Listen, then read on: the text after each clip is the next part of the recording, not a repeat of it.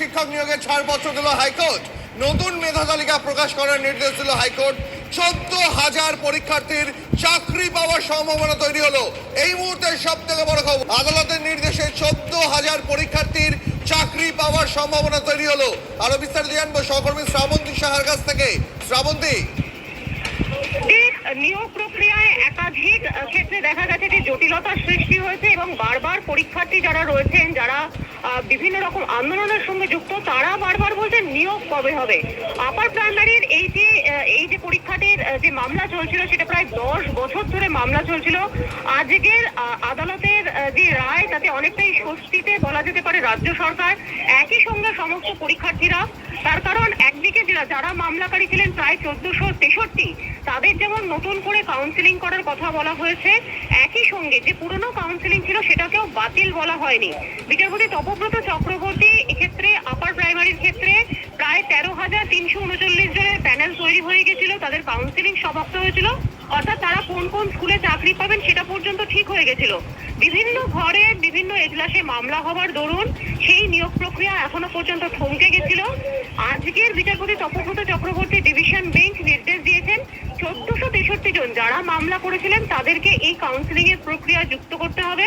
অর্থাৎ কমিশন মাত্র 4 সপ্তাহ সময় পেয়েছে, তার মধ্যে নতুন করে প্যানেল প্রকাশ করবে, যেখানে এই 1463 জনকে পুরনো যে 13,000 জন যাদের নাম ইতিমধ্যেই বেরিয়ে গেছিল তাদের সঙ্গে সংযুক্তকরণ করবেন। নতুন করে কাউন্সিলিং তৈরি হবেন, অর্থাৎ কে কোন স্কুলে যাবেন, কোথায় চাকরি পাবেন সেই বিষয়টি ধার্য করবেন। গোটা প্রক্রিয়াটি 4 সপ্তাহের মধ্যে সমাপ্ত করতে নির্দেশ দেওয়া হয়েছে। এবং তারপর আপার প্রাইমারির ক্ষেত্রে প্রায় যে 14,000-এরও বেশি পদ, শূন্য পদ রয়েছে, সেখানে সেটা সম্পূর্ণ করতে নির্দেশ দেওয়া হয়েছে হাইকোর্টের পক্ষ থেকে।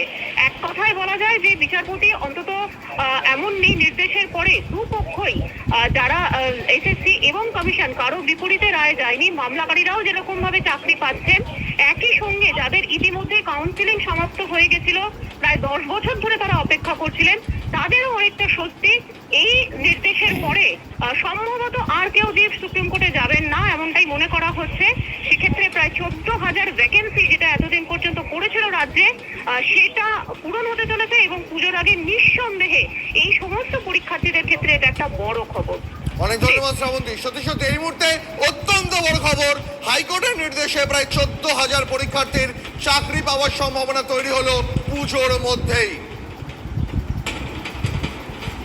এই মুহূর্তের বড় খবর, আদালতের নির্দেশে 14,000 পরীক্ষার্থীর চাকরি পাওয়ার সম্ভাবনা তৈরি হলো, তাও আবার